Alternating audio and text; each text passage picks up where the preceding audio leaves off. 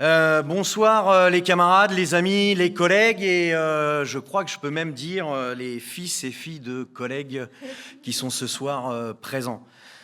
Ça fait évidemment énormément de bien de voir qu'on est aussi nombreux et nombreuses. Je sais pas vous, mais je trouve que l'air est assez irrespirable depuis quelques jours de la part de ce gouvernement, de la part de cette bourgeoisie qui procède à une inversion totale, indigne, de la responsabilité de la violence. Je ne vais même pas parler concrètement, matériellement, mais ce système capitaliste, les capitalistes, la bourgeoisie, quelle leçon a-t-elle à donner à la classe ouvrière? Elle utilise les travailleurs et les travailleuses comme de la chair à patron, de la chair à canon. Ils vont nous faire la leçon, ils vont nous faire la morale. On voit dans la brutalité du capitalisme, dans la brutalité actuelle des rapports entre les classes au niveau international, mais au niveau national, les masques tombent. La bourgeoisie se rallie. C'est bien plus qu'une minute de silence qui a été faite à l'Assemblée nationale. C'est le ralliement armes et bagages au principal serviteur des patrons, des Dassault, des Bolloré, des capitalistes que représente l'extrême droite. Qu'ils sachent qui nous aurons en face, nous internationalistes, nous communistes et révolutionnaires. Que ça fait du bien de voir le nombre que nous sommes, de renforcer les révolutionnaires. On n'oublie pas. Ça va être un peu fastidieux, mais il faut que les gens l'entendent. On n'oublie pas Aboubacar Cissé, tué le 25 avril 2025 d'une quarantaine de coups de couteau, alors qu'il priait dans la mosquée de la Grande Combe dans le Gard. Et que celui qui a commis ce crime l'a fait en se filmant en disant « Je l'ai fait, ton Allah de merde ». On n'oublie pas Ismaël Ali, tué le 6 janvier 2026 dans le Rhône. Le suspect est mis en examen pour meurtre à caractère raciste. Hichem Miraoui, coiffeur de 45 ans, abattu par un voisin. Le suspect, amateur d'armes, avait diffusé des vidéos appelant à tirer sur la population maghrébine. Djambel Benjabala, tué le 31 août 2024, près de Dunkerque. Cet éducateur a été écrasé sous les yeux de sa propre fille par un militant d'extrême droite qui le harcelait. Angela Rostas, tuée le 22 février 2024 en Haute-Savoie, enceinte de 7 mois, issue de la communauté dite des gens du voyage. Elle a été tuée par balle sous les yeux de sa famille.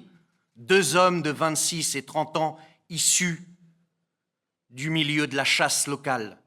Emin Kara, Abourahmane Kizil, Cyrine Ayad, le 23 décembre 2022, à Paris. William Mallet, cheminot à la retraite et sympathisant du Front National de la première heure, ouvre le feu au centre culturel kurde, à Paris, faisant 3 morts. Il a expliqué son geste, sa haine pathologique des étrangers. La liste est longue, la liste est longue. Ibrahim Hadi, tué par un militant FN à Marseille en 95. Clément Méric, tué par un membre du groupuscule néofasciste Troisième Voie en 2013. Et on parle là des assassinats, des meurtres.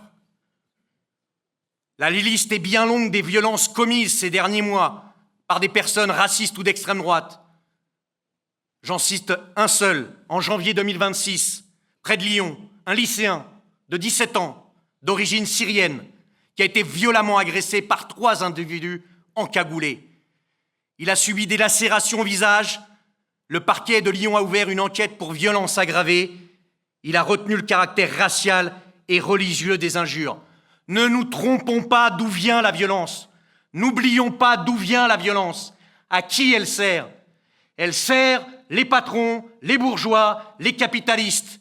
Mais le ralliement de cette bourgeoisie, cette minute de silence, qui à l'époque de Aboubacar Cissé, la présidente de l'Assemblée nationale qui a du sang sur les mains, complice d'un génocide aux avant-postes de cette complicité du génocide contre le peuple palestinien, Yael Braun-Pivet disait à l'époque d'Aboubacar Cissé « Il n'y a plus de minutes de silence pour des cas individuels, hors personnalité politique ou victimes du terrorisme.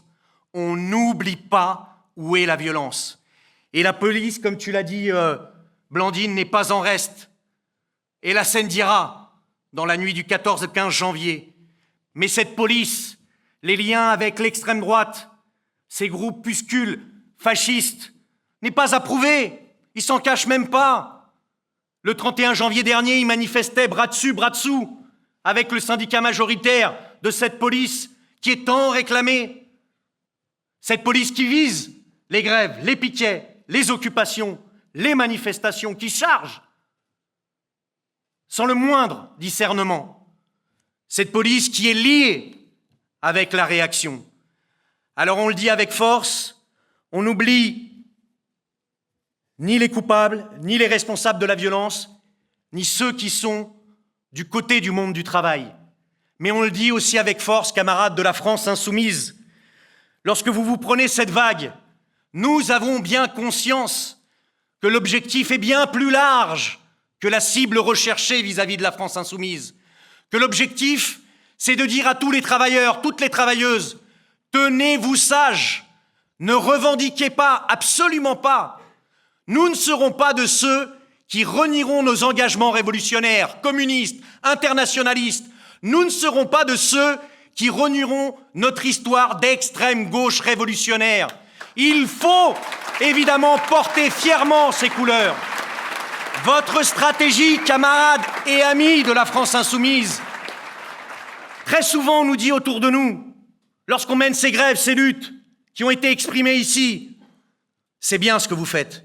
Bravo, continuez, parfois même de manière condescendante. Mais le chemin le plus court contre l'oppression, contre l'exploitation, c'est celui de l'engagement révolutionnaire. La tactique et la stratégie de l'Union de la gauche, elle a donné quoi? Là, maintenant, lorsque la situation devient tendue, où est passé le Front populaire? Où est passé le nouveau Front populaire? Où sont passés ces alliés qui allaient changer la vie? En juillet 2024, ces heures et heures à nous bassiner avec une première ministre commune, ça a volé en éclats parce qu'il n'y avait aucune base commune politique. Et les raccourcis qui visent à en terminer avec l'oppression et l'exploitation, sans être d'accord sur le fait de s'attaquer à ceux qui sont la cause de l'oppression et l'exploitation, ça aboutit à des impasses, ça aboutit à des reniements, des renoncements, ça aboutit à 40 ans de politique antisociale et raciste, ça aboutit au Front National, aujourd'hui au Rassemblement National, à plus de 40%. Cette stratégie est mortifère. Alors oui, il va falloir faire face à notre hauteur, avec nos capacités, avec nos moyens.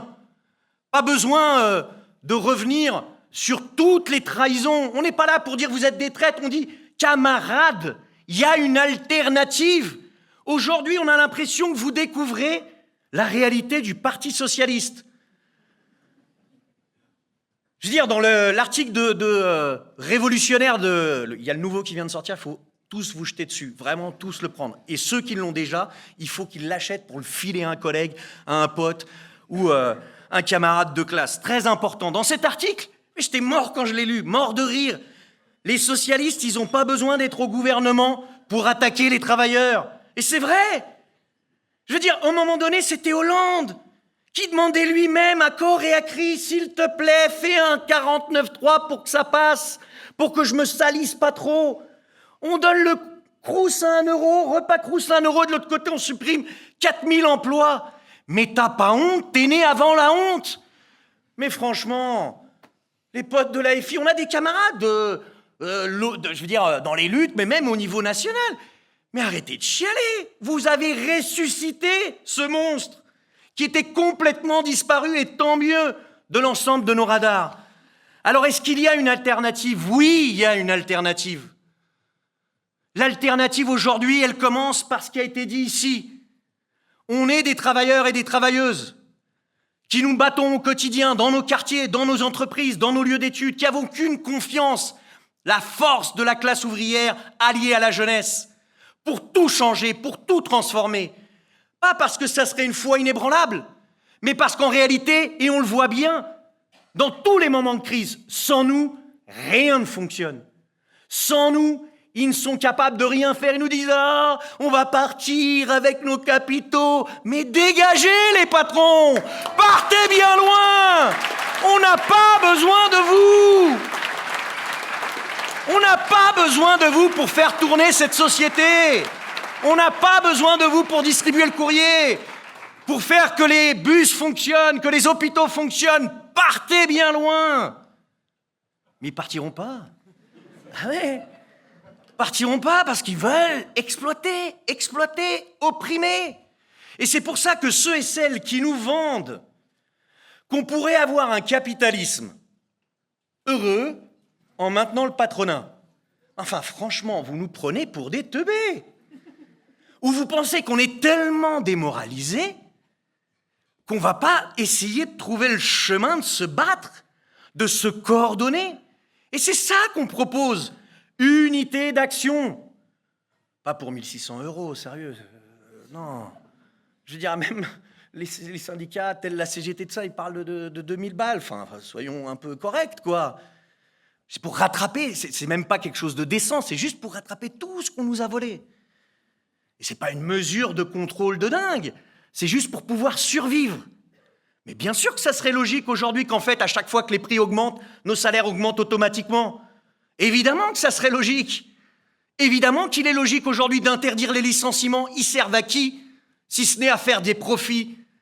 Aujourd'hui, au rassemblement des camarades d'Étui, qui se battaient encore 6 ans après contre ce plan de licenciement et qui ont mené la politique qui doit être celle qui est le seul chemin. Regrouper les bagarres, regrouper les entreprises, regrouper les secteurs.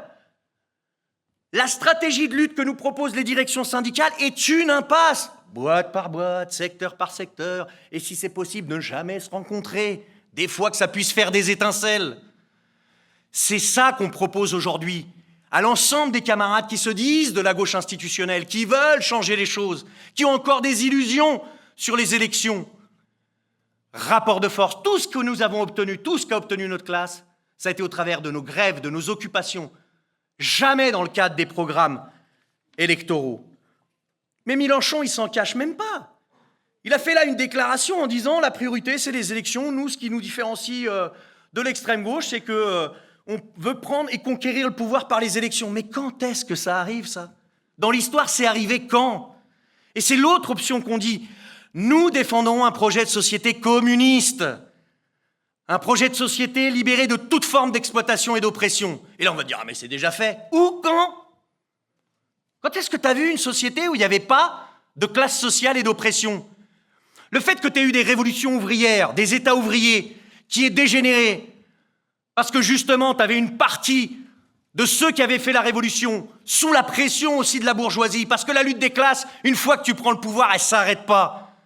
Ça ne veut pas dire qu'aujourd'hui, on n'aurait plus de choix entre la jungle capitaliste ou le zoo stalinien.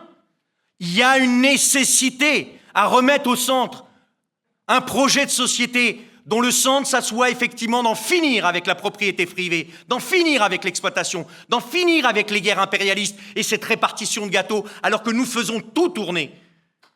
Voilà ce qui doit être au centre aujourd'hui pour nous. On ne manque pas de lutte, on manque de militants et de militantes qui soient auprès de ces luttes, qui les aident, qui permettent qu'elles aillent au plus loin possible. On nous dit on est révolutionnaire, on serait des gens déconnectés de la réalité. On est ceux et celles qui vont jusqu'au bout de ces bagarres, qui sont capables de se battre à la fois pour des problèmes immédiats, mais qui le connectent toujours avec l'objectif, la prise du pouvoir. Évidemment la prise du pouvoir pour qu'il soit exercé par les travailleurs et les travailleuses. Alors, j'en termine avec ça. Nous postulons dans le cadre de ces élections à reconstituer, pas seuls, avec d'autres organisations révolutionnaires. On regrette de ne pas l'avoir pu le faire avec les camarades de lutte ouvrière. On leur a proposé, mais nous additionnerons les résultats des camarades de lutte ouvrière, les résultats du Parti des travailleurs, même s'ils ont fait un communiqué de presse extrêmement mauvais sur la situation ouverte par les événements de Lyon, par les camarades de Révolution permanente. Mais on le dit aussi avec force, nous n'allons pas rougir de ce que nous sommes. Tous les jours, le capitalisme nous opprime dans toutes les sphères de la société. Il n'y a rien de légitime dans ce monde, rien de légitime dans une organisation sociale dans laquelle une petite minorité exploite l'immense majorité. Il y aurait des richesses sur l'ensemble de la planète pour l'ensemble de la population. Alors on le dit avec force, ils ont peur des grèves, de nos luttes. Et lorsqu'elles se généralisent, lorsqu'ils voient vaciller leur pouvoir, ils utilisent la violence.